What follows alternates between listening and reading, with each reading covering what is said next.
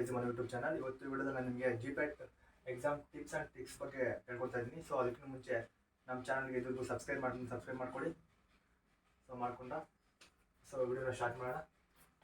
GPAT exam ಬಗ್ಗೆ ನಾನು ನಿಮಗೆ ಲಾಸ್ಟ್ ವಿಡಿಯೋದಲ್ಲಿ ತಿಳಿಸಿದ್ದೆ, ಅದ್ರದ್ದು ಕಂಪ್ಲೀಟ್ ಇನ್ಫಾರ್ಮೇಷನ್ ಅದರಲ್ಲಿ ನಿಮಗೆ ಕೊಟ್ಟಿದ್ದೀನಿ. ಸೊ ಇವತ್ತು ನಾವು GPAT ಎಕ್ಸಾಮ್ ಯಾವ ರೀತಿ ಕ್ರ್ಯಾಕ್ ಮಾಡಬೇಕು, ಅದಕ್ಕೆ ಯಾವ್ಯಾವ ಟಿಪ್ಸ್ ಆ್ಯಂಡ್ ಟ್ರಿಕ್ಸ್ ಇದೆ ಅನ್ನೋದ್ರ ಬಗ್ಗೆ ತಿಳ್ಕೊಳ್ಳೋಣ. So first clear are your basic concepts.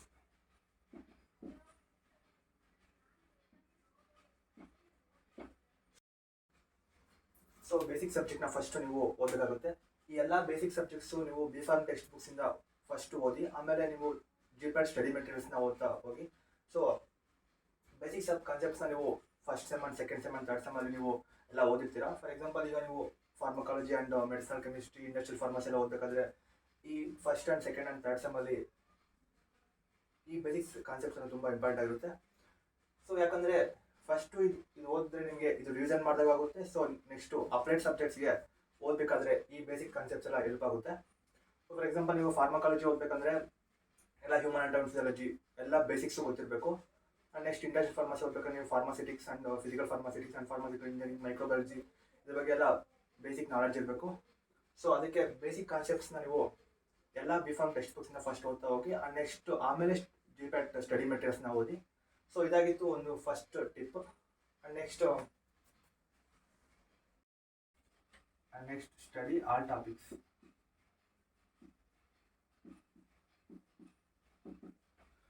So ಇದು GPAT ಎಕ್ಸಾಮ್ ಆಗೋದ್ರಿಂದ ನೀವು ಪ್ರತಿಯೊಂದು ಸಿಲೆಬಸಲ್ಲಿ ಏನೇನು ಟಾಪಿಕ್ಸ್ ಕೊಟ್ಟಿರ್ತಾರೋ ಎಲ್ಲ ಟಾಪಿಕ್ಸ್ ಓದಬೇಕಾಗಿರುತ್ತೆ. ನೀವು ಥಿಯರಿ ಎಕ್ಸಾಮ್ ಆದರೆ ಕೇವಲ ಇಂಪಾರ್ಟೆಂಟ್ ಆ್ಯಂಡ್ ಸೆಲೆಕ್ಟ್ ಟಾಪಿಕ್ಸ್ ಮಾತ್ರ ಓದ್ತಿರ್ತೀರ. ಸೊ GPAT ಎಕ್ಸಾಮಲ್ಲಿ ಆಗಲ್ಲ, ನೀವು ಪ್ರತಿಯೊಂದು ಪಾಯಿಂಟು ಓದಬೇಕಾಗಿರುತ್ತೆ. ಅದು ನೀವು ಪ್ರತಿಯೊಂದು ಕಾನ್ಸೆಪ್ಟು ಅಂಡರ್ಸ್ಟ್ಯಾಂಡಿಂಗ್ ಮಾಡ್ಕೊಂಡು ನೀವೇ ಓನಾಗಿ ನೋಟ್ಸ್ ಮಾಡ್ಕೊಂಡು ಹೋದರೆ ನಿಮಗೆ ತುಂಬ ಹೆಲ್ಪ್ ಆಗುತ್ತೆ. ಯಾಕಂದರೆ ಎಲ್ಲ MCQ ಟೈಪ್ಸ್ ಆಗಿರುತ್ತೆ. ಸೊ ನೀವು ಏನು ಅಂಡರ್ಸ್ಟ್ಯಾಂಡಿಂಗ್ ಮಾಡ್ಕೊಳ್ತೀರಾ, ಯಾವ ರೀತಿ ನೀವೇ ಓನಾಗಿ ನೋಟ್ಸ್ ಮಾಡ್ಕೊಂಡಿದ್ದೀರಾ ಅನ್ನೋದ್ರ ಮೇಲೆ ಡಿಪೆಂಡ್ ಆಗುತ್ತೆ. And next charts, flow diagrams,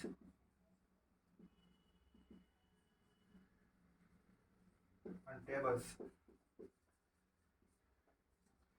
so ನೀವು ಫುಲ್ ಸಿಲೆಬಸ್ ಓದಬೇಕಾಗುತ್ತೆ. ಟೋಟಲ್ 8 ಸೆಮ್ ಸಿಲೆಬಸ್ ಓದಬೇಕಾಗುತ್ತೆ. ಅದಕ್ಕೆ ಎಲ್ಲ ಕಾನ್ಸೆಪ್ಟ್ಸ್ನ ನೀವು ನೆನ್ಪಿಟ್ಕೊಳ್ಳೋದು ತುಂಬ ಕಷ್ಟ ಆಗುತ್ತೆ. ಅದಕ್ಕೆ ನೀವು ಚಾರ್ಟ್ಸ್ ಮಾಡೋ ಮುಖಾಂತರ ಫ್ಲೋ ಡಯಾಗ್ರಾಮ್ಸ್ ಆ್ಯಂಡ್ ಟೇಬಲ್ಸ್ ಮಾಡ್ಕೊಂಡ್ರೆ ನಿಮಗೆ ಕಾನ್ಸೆಪ್ಟ್ಸ್ನ ಈಸಿಯಾಗಿ ಅರ್ಥ ಮಾಡ್ಕೊಳ್ಳೋಕ್ಕೂ ಆ್ಯಂಡ್ ನೆಕ್ಸ್ಟ್ ನೆನ್ಪಿಟ್ಕೊಳ್ಳೋಕ್ಕೂ ಹೆಲ್ಪ್ ಆಗುತ್ತೆ. ಯಾವ ಥರ ಅಂದರೆ, ಫಾರ್ ಎಕ್ಸಾಂಪಲ್ ಫಾರ್ಮಕಾಲಜಿ ಅಂತ ತಗೊಂಡ್ರೆ ಎಲ್ಲ ಫಾರ್ಮಕಾಲಜಿವ್ ಡ್ರಗ್ಸ್ನ ನೆನ್ಪಿಟ್ಕೊಳ್ಳೋದು ತುಂಬ ಕಷ್ಟ ಆಗುತ್ತೆ. ಸೊ ಅದಕ್ಕೆ ಒಂದು ಕಾಲಮಲ್ಲಿ ನೀವು ಅದು ಸಿನಾನಿಮ್, ನೆಕ್ಸ್ಟ್ ಕಾಲಮಲ್ಲಿ source and next chemical constituents and next uses ಅಂತ ನೀವು ಒಂದು ಟೇಬಲ್ ಮಾಡಿಕೊಂಡ್ರೆ ನಿಮಗೆ ತುಂಬ ಹೆಲ್ಪ್ ಆಗುತ್ತೆ. ಸೊ ಅದಕ್ಕೆ charts and flow diagrams and ಟೇಬಲ್ಸ್ನ ನೀವು ಯಾವಾಗಲೂ ರಿವಿಷನ್ ಮಾಡ್ತಾ ಇರಿ ಆ್ಯಂಡ್ ನೆಕ್ಸ್ಟ್ ಪ್ರಾಕ್ಟೀಸ್ ಸಹ ಮಾಡ್ತಾ ಇರಿ. ಸೊ ಇದು ರೀತಿ ಮಾಡಿದ್ರೆ ತುಂಬ ಹೆಲ್ಪ್ ಆಗುತ್ತೆ. ಆ್ಯಂಡ್ ನೆಕ್ಸ್ಟ್ ಟಿಪ್ ಏನಂದರೆ ಗ್ರೂಪ್ ಸ್ಟಡೀಸ್.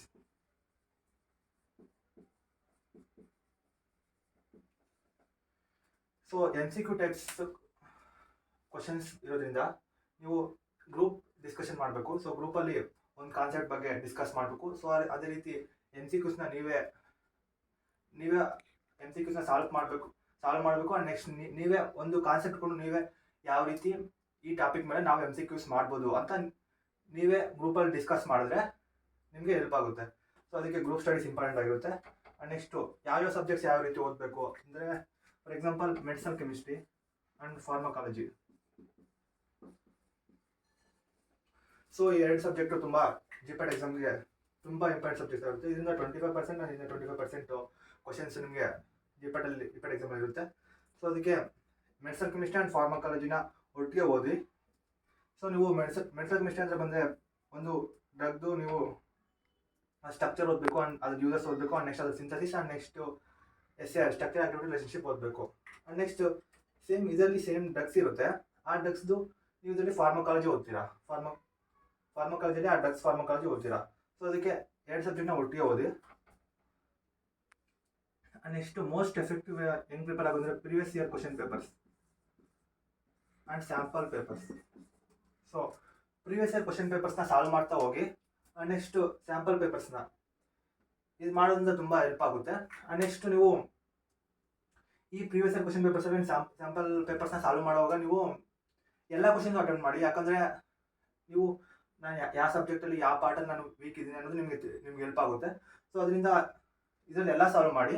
ನೆಕ್ಸ್ಟ್ ಮೈನ್ ಎಕ್ಸಾಮಲ್ಲಿ ಮಾತ್ರ ನೀವು ನಿಮ್ಗೆ ಯಾವ್ದು ಗೊತ್ತಿರುತ್ತೆ ಅದು ಮಾತ್ರ ಹಾಕಿ, ಯಾಕಂದರೆ ಅದ್ರಲ್ಲಿ ಮೈನಸ್ ಮಾರ್ಕ್ಸ್ ಇರುತ್ತೆ. ಸೊ ಇದರಲ್ಲಿ ಮಾತ್ರ ಎಲ್ಲ ಅಟೆಂಪ್ಟ್ ಮಾಡಿ. ನೆಕ್ಸ್ಟ್ ನೀವೇ ಕರೆಕ್ಷನ್ ಮಾಡ್ಕೊಳ್ಳಿ ನಾನು ಯಾವುದ್ರಲ್ಲಿ ವೀಕ್ ಇದ್ದೀನಿ ಅಂತ. ನೆಕ್ಸ್ಟ್ ಅದರಲ್ಲಿ ನೀವು ಹೆಚ್ಚು ಎಫರ್ಟ್ ಹಾಕಿ ಅದನ್ನು ನೀವು ಸ್ಟ್ರಾಂಗ್ ಆಗ್ಬೋದು. So next numericals. So GPAT ಅಲ್ಲಿ ಜಾಸ್ತಿ ನ್ಯೂಮರಿಕಲ್ಸ್ ಅಂತ ಕೇಳಲ್ಲ. ಸೊ ಒಂದು 3 to 4 ಕ್ವಶನ್ಸ್ ನ್ಯೂಮರಿಕಲ್ಸ್ ಕೇಳ್ತಾರೆ. ಸೊ ಅದಕ್ಕೆ ನ್ಯೂಮರಿಕಲ್ಸ್ನ ಸಾಲ್ವ್ ಮಾಡ್ತಾ ಹೋಗಿ. ಫಾರ್ ಎಕ್ಸಾಂಪಲ್ ಸ್ಟುಟಿಕ್ಸಲ್ಲಿ ನೆಕ್ಸ್ಟ್ ಅನಾಲಿಸಿಸಲ್ಲಿ ನಿಮಗೆ ನ್ಯೂಮರಿಕಲ್ಸ್ ಬರುತ್ತೆ. ಸೊ ಅದಕ್ಕೆ 3 to 4 ಕ್ವಶನ್ಸ್ ಪಕ್ಕ ಬಂದೇ ಬರುತ್ತೆ. ಸೊ ಅದಕ್ಕೆ ನೀವು 4 into 4 ಅಂದರೆ 16 ಮಾರ್ಕ್ಸು ಈಸಿಯಾಗಿ ಸ್ಕೋರ್ ಮಾಡ್ಬೋದು. ಸೊ ಅದಕ್ಕೆ ನ್ಯೂಮರಿಕಲ್ಸ್ನ ಪ್ರಾಕ್ಟೀಸ್ ಮಾಡಿ. Next classification. So medicinal chemistry and ಫಾರ್ಮಕಾಲಜಿಯಲ್ಲಿ ಕ್ಲಾಸಿಫಿಕೇಶನ್ ಬರುತ್ತೆ. ಸೊ ಈ ಕ್ಲಾಸಿಫಿಕೇಶನ್ ಒಂದು ಗೊತ್ತಿದೆ, ನೀವು ಮೆಡಿಸಿನಲ್ ಕೆಮಿಸ್ಟ್ರಿ ಆ್ಯಂಡ್ ಫಾರ್ಮಕಾಲಜಿಯಲ್ಲಿ ಮೆಜಾರಿಟಿ ಆಫ್ ಕ್ವಶನ್ಸ್ನ ಸಾಲ್ವ್ ಮಾಡ್ಬೋದು. ಯಾಕಂದರೆ ಫಾರ್ ಎಕ್ಸಾಂಪಲ್ ಮೆಡಿಸಿನಲ್ ಕೆಮಿಸ್ಟ್ರಿಯಲ್ಲಿ ಒಂದು ಡ್ರಗ್ ನೇಮ್ ಕೊಟ್ಟು ಒಂದು ಡ್ರಗ್ದು ಮೆಕಾನಿಸಮ್ ಆಫ್ ಆಕ್ಷನ್ ಕೇಳ್ತಾರೆ. ಸೊ ನಮಗೆ ಆ ಡ್ರಗ್ಗು ಯಾವ ಕ್ಲಾಸಲ್ಲಿ ಬರುತ್ತೆ ಅಂತ ಗೊತ್ತಿದ್ರೆ ಈಸಿಯಾಗಿ ಮೆಕಾನಿಸಮ್ ಬರೀಬೋದು. ಸೊ ಇದಕ್ಕೆ ಸ್ಟ್ರಕ್ಚರಲ್ ಕ್ಲಾಸಿಫಿಕೇಶನ್ನ ಓದಿ. ನೆಕ್ಸ್ಟ್ ಇದಕ್ಕೆ ಸಪ್ರೇಟಾಗಿ ಫಂಕ್ಷನ್ ಕ್ಲಾಸಿಫಿಕೇಶನ್ ಮಾಡ್ತಾರೆ, ಅದನ್ನು ಓದಿ. ಸೊ ಅದಕ್ಕೆ ಕ್ಲಾಸಿಫಿಕೇಶನ್ ಅನ್ನೋದು ತುಂಬ ಇಂಪಾರ್ಟೆಂಟ್ ಆಗಿರುತ್ತೆ. ಅವ್ರು ಯಾವುದೇ ಡ್ರಗ್ ಕೇಳಲಿ, ಡ್ರಗ್ಗು ಮೆಕಾನಿಸಮ್ ಆಕ್ಷನ್ ಕೇಳಲಿ, ನೀವು ಕ್ಲಾಸಿಫಿಕೇಶನ್ ಗೊತ್ತಿದ್ರೆ ಬರೀಬೋದು. ಫಾರ್ಮಕಾಲಜಿಯಲ್ಲಿ ಸಹ ಅಷ್ಟೇ. ನೀವು ಅದು ಒಂದು ಡ್ರಗ್ ಕೇಳ್ತಾರೆ, ಫಾರ್ ಎಕ್ಸಾಂಪಲ್ ಪ್ರೊಪ್ರಾನೋಲ್ ಅಂತ. ಸೊ ಅದು ಯಾವ ಕ್ಲಾಸಲ್ಲಿ ಬರುತ್ತೆ? ಅದೊಂದು ಸಿಂಪಥೋಲೈಟಿಕ್ಸಲ್ಲಿ ಬರುತ್ತೆ. ಸೊ ಅದರದ್ದು ಜನರಲಾಗಿ ನಿಮಗೆ ಹೇಗಿದ್ರು ಅದರದ್ದು ಕೆಲವೊಂದಿಷ್ಟು ಫಾರ್ಮಕಾಲಜಿಕಲ್ ಆಕ್ಷನ್ಸ್ ಆಗಿದ್ದು ಮೆಕಾನಿಸಮ್ ಆಕ್ಷನ್ ಗೊತ್ತಿರುತ್ತೆ, ಅದರದ್ದು ರಿಸೆಪ್ಟರ್ಸ್ ಸಹ ಗೊತ್ತಿರುತ್ತೆ. ಸೊ ಅದಕ್ಕೆ ಕ್ಲಾಸಿಫಿಕೇಶನ್ ಗೊತ್ತಿದ್ರೆ ಅದರದ್ದು ನೀವು ಈಸಿಯಾಗಿ ಫಾರ್ಮಕಾಲಜಿಕಲ್ ಆಕ್ಷನ್ಸ್ ಆಗಿರ್ಬೋದು, ಮೆಕಾನಿಸಮ್ ಆಕ್ಷನ್ ಆಗಿರ್ಬೋದು ಈಸಿಯಾಗಿ ಗೊತ್ತಾಗುತ್ತೆ. ಅದಕ್ಕೆ ನಾನು ಹೇಳೋದು ಕ್ಲಾಸಿಫಿಕೇಶನ್ ಅನ್ನೋದು ಮೆಡಿಸಿನಲ್ ಕೆಮಿಸ್ಟ್ರಿಯಲ್ಲಿ ಕಾಲೇಜಲ್ಲಿ ತುಂಬ ಇಂಪಾರ್ಟೆಂಟ್ ಆಗಿರುತ್ತೆ. ಸೊ ಅದಕ್ಕೆ ಕ್ಲಾಸಿಫಿಕೇಶನ್ನ ಫಸ್ಟ್ ಓದಿ. ನೆಕ್ಸ್ಟ್ ನಾವು ಇವಾಗ ಬುಕ್ಸ್ ಬಗ್ಗೆ ತಿಳ್ಕೊಳ್ಳೋಣ. ಸೊ ಫಸ್ಟು ಫಾರ್ಮಕಾಲಜಿಯಲ್ಲಿ ಓದಬೇಕಂದ್ರೆ ನೀವು KD ತ್ರಿಪಾಠಿ ಬುಕ್ ಓದಿ. Next Rang and Dale's. So ಎರಡು ಬುಕ್ಕು ತುಂಬ ಚೆನ್ನಾಗಿದೆ. ಸೊ ಫಾರ್ಮಕಾಲಜಿ ನೀವು ಓದಬೇಕಂದ್ರೆ KD Tripathi and Rang and Dale's ಓದಿ. ನೆಕ್ಸ್ಟು KD ತ್ರಿಪಾಠಿ ನಿಮಗೆ ಇದು ಮೆಡಿಕಲ್ ಫಾರ್ಮಕಾಲಜಿ ಅಂತ ಒಂದಿದೆ.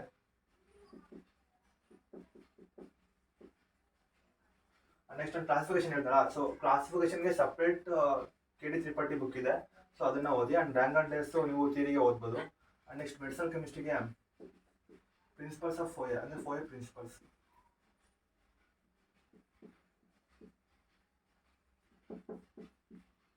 ಸೊ ಮೆಡಿಸಿನಲ್ ಕೆಮಿಸ್ಟ್ರಿಗೆ ಈ ಬುಕ್ ರೆಫರ್ ಮಾಡಿ. ಆ್ಯಂಡ್ ನೆಕ್ಸ್ಟು ಬಯೋಕೆಮಿಸ್ಟ್ರಿಗೆ ಸತ್ಯನಾರಾಯಣ ಬುಕ್ ಇದೆ.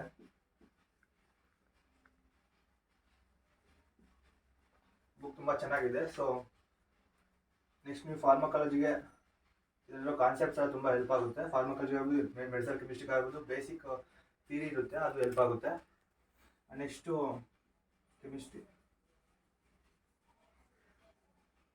ಕೆಮಿಸ್ಟ್ರಿಗೆ ಮಾರಿಸನ್ ಆ್ಯಂಡ್ ಬಾಯ್ಡ್ ಅಂತ ಇದೆ. Morrison and boiled. So pharmaceutical organic chemistry by Morrison and boiled ಅಂತ ಇದೆ. ಆ ಬುಕ್ ತುಂಬ ಚೆನ್ನಾಗಿದೆ, ಆ ಬುಕ್ ಓದಿ. ಸೊ ಅದರಿಂದ ನೀವು ಬೇಸಿಕ್ ಕಾನ್ಸೆಪ್ಟ್ಸ್ ಆಫ್ ಕೆಮಿಸ್ಟ್ರಿನ ಕ್ಲಿಯರ್ ಮಾಡಿಕೊಂಡು ಅದನ್ನು ನೀವು ಮೆಡಿಸಿನಲ್ ಕೆಮಿಸ್ಟ್ರಿಗೆ ಅಪ್ಲೈ ಮಾಡ್ಕೊಬೋದು. ನೆಕ್ಸ್ಟ್ ಫಾರ್ಮಕಾಗ್ನಸಿ, ಅದಕ್ಕೆ ಕೊಕಾಟೆ ಅಂತ ಇದೆ.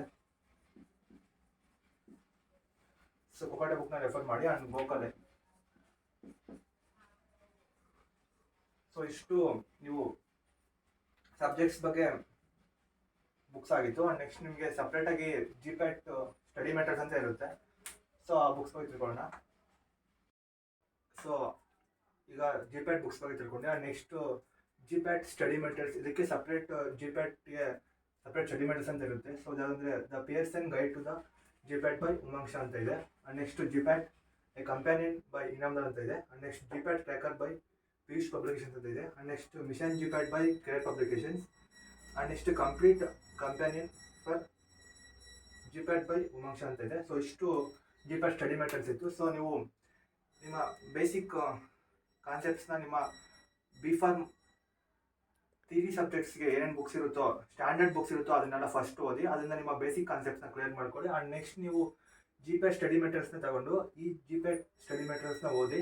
ಅದರಲ್ಲಿ ಸಪ್ರೇಟಾಗಿ ಸಿನಾಪ್ಸಿಸ್ ಇರುತ್ತೆ ಆ್ಯಂಡ್ ನೆಕ್ಸ್ಟು ಕ್ವಶನ್ಸ್ ಇರುತ್ತೆ. ಆ ಸಿನಾಪ್ಸ್ ಮೇಲೆ ಕ್ವಶನ್ಸ್ ಇರುತ್ತೆ, ಆ ಕ್ವಶನ್ಸ್ನ ಸಾಲ್ವ್ ಮಾಡೋಕ್ಕಿರುತ್ತೆ. ಆ್ಯಂಡ್ ನೆಕ್ಸ್ಟ್ ಅದರದ್ದು ಆನ್ಸರ್ ಸಹ ಲಾಸ್ಟಲ್ಲಿ ಇರುತ್ತೆ. ಸೊ ನೀವು ಸ್ಟ್ಯಾಂಡರ್ಡ್ ಬುಕ್ಸಿಂದ ಫುಲ್ ಓದಿ, ಆ್ಯಂಡ್ ನೆಕ್ಸ್ಟ್ ಇದರಲ್ಲಿ ಅದರದ್ದು ಸಿನಾಪ್ಸಿಸ್ ಓದಿ, ಆ್ಯಂಡ್ ಆಮೇಲೆ ಅದರದ್ದು ಕ್ವಶನ್ ಸಾಲ್ವ್ ಮಾಡೋಕ್ಕಿರುತ್ತೆ. ಸೊ ಈ ರೀತಿ ನೀವು GPATಗೆ ಓದಬೇಕಾಗುತ್ತೆ. ಸೊ ಇಷ್ಟು GPAT exam tricks and tips ಆಗಿತ್ತು. ಸೊ ವಿಡಿಯೋ ನಿಮಗೆ ತುಂಬ ಹೆಲ್ಪ್ ಆಗುತ್ತೆ. ಸೊ ಎಲ್ಲ ಸ್ಟೂಡೆಂಟ್ಸು ನೋಡಿ, ಎಲ್ಲ ಇನ್ಕ್ಲೂಡಿಂಗ್ ಫಸ್ಟ್ ಇಯರಿಂದ ಹಿಡಿದು ನೀವು 8th ಸೆಮ್ವರೆಗೂ ಎಲ್ಲ ಸ್ಟೂಡೆಂಟ್ಸ್ಗೂ ಹೆಲ್ಪ್ ಆಗುತ್ತೆ. ಸೊ ವಿಡಿಯೋನ ಕೊನೆವರೆಗೂ ನೋಡಿ, ಎಲ್ಲ ಟಿಕ್ಸ್ನ ಫಾಲೋ ಮಾಡಿ. ಸೊ ಇನ್ನೇನು GPAT ಎಕ್ಸಾಮ್ ಹತ್ರ ಬರ್ತಾ ಇದೆ. ಸೊ ಎಲ್ಲರಿಗೂ ಆಲ್ ದ ಬೆಸ್ಟ್, ಎಲ್ಲ ಚೆನ್ನಾಗಿ ಎಕ್ಸಾಮ್ ಬರೀರಿ. ಸೊ ಇಷ್ಟ ಆಗಿತ್ತು ಇವತ್ತಿನ ವಿಡಿಯೋ ನಿಮ್ಗೆ ಇಷ್ಟ ಆದರೆ ಲೈಕ್ ಮಾಡಿ. ಸೊ ನಿಮ್ಮ ಫ್ರೆಂಡ್ಸ್ಗೆ ಹೇಳ್ಬೇಕು, ಅವ್ರಿಗೂ ಶೇರ್ ಮಾಡಿ. ಆ್ಯಂಡ್ ನಮ್ಮ ಚಾನಲ್ನ ಸಬ್ಸ್ಕ್ರೈಬ್ ಮಾಡ್ಕೊಳ್ಳಿ. So thank you.